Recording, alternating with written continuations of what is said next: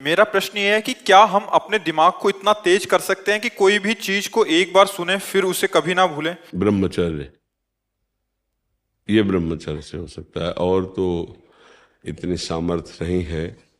ये ब्रह्मचर्य में होता है। या पूर्व का कोई तप, जैसे छोटे से बालक में देखा जाता है भारी स्मृति, भारी ज्ञान, वो पूर्व का उसका तप है, भजन है। तो अभी जन्मा 5 वर्ष का है, 6 वर्ष का है, वो बड़ा ज्ञान उसको है, वो पूर्व का उसका स्टॉक है। पर इस जन्म में हम स्मृति को अगर, तो वो ब्रह्मचर्य ही है। अगर हम ब्रह्मचर्य का नाश करेंगे तो स्मृति नहीं रहेगी। ब्रह्म एक सीधा उत्तर है, आपका खान पान ठीक हो, आपका ब्रह्मचर्य ठीक हो, सात्विक भाव हो, तो स्मृति जागृत हो जाएगी। लेकिन है? गुरुदेव महाराज, मैं तो मतलब शादीशुदा हूँ गुरुदेव। मेरी तो ब्रह्मचर्य धर्म पूर्वक गृहस्थी में भी तो रहा जाता है। शादीशुदा का मतलब बेविचारी थोड़ी होता है। देखो, जो शास्त्रीय पद्धति है तो संतानोत्पत्ति के लिए आदेश है, उसको नियम पूर्वक अगर निर्वाह किया जाए तो एक पत्नी व्रत रखने वाला, धर्म से चलने वाला, और वैसे शास्त्रीय पद्धति प्रत्येक मासिक धर्म के बाद, जो 10 दिन के बाद लगो, संतानोत्पत्ति के निमित्त समस्त देवताओं और भगवान को नमस्कार करके वो गृहस्थ ब्रह्मचारी में, तो उसमें स्मृति के, देखो स्मृति का नाश एक काम ही कर देता है। कामा संजायते क्रोधा, क्रोधा स्मृति विभ्रमा, और स्मृति भ्रंशात बुद्धिनाशो, और बुद्धिनाशात प्रणश्यति। तो अगर हमारा निष्काम भाव हो तो हम स्मृति वाले बने, तो गृहस्थी कोई निंदनीय थोड़ी है, कोई निंदनीय नहीं।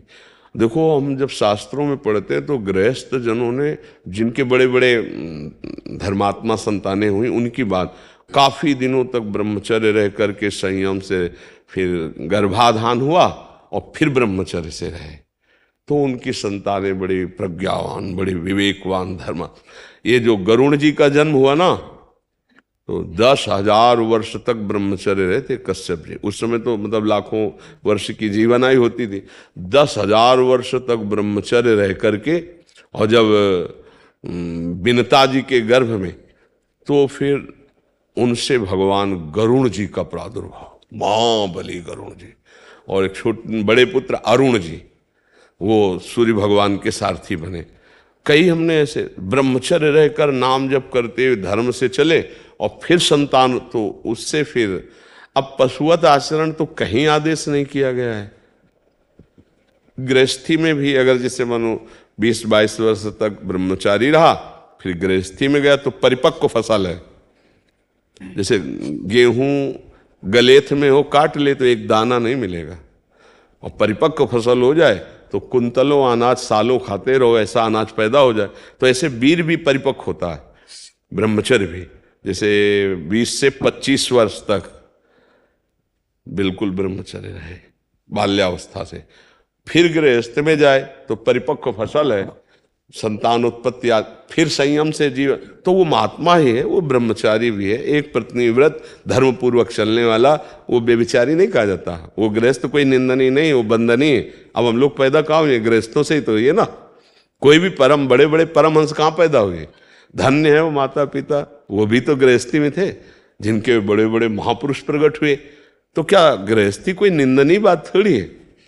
अगर बच्चा संयम से चले तो। अब संयम को नष्ट कर दे तो फिर चाहे गृहस्थी में ना जाए तो भी नष्ट हो जाएगा।